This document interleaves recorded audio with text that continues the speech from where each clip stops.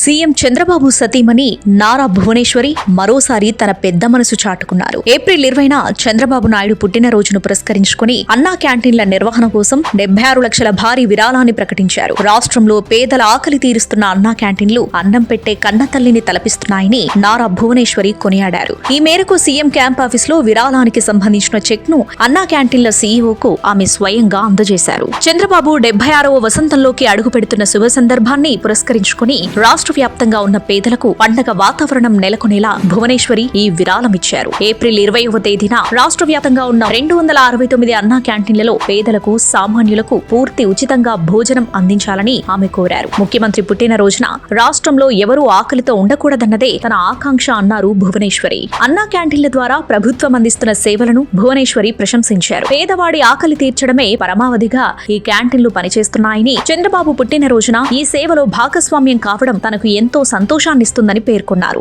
NTR trust ద్వారా పలు సేవా కార్యక్రమాలు చేపట్టిన భువనేశ్వరి ఇప్పుడు ప్రభుత్వ ప్రతిష్టాత్మక పథకానికి అండగా నిలవడం గమనార్హం. ఈ విరాళం ద్వారా ఏప్రిల్ 20న రాష్ట్రంలోని అన్ని జిల్లాల్లో ఉన్న అన్నా క్యాంటీన్లలో ఉచిత భోజన వితరణకు ఏర్పాట్లు చేయాలని అధికారులను కోరారు. సీఎం బర్త్డేను సేవా కార్యక్రమాలతో జరుపుకోవడం పట్ల పార్టీ శ్రేణులు, సామాన్య ప్రజల నుంచి హర్షం వ్యక్తమవుతుంది.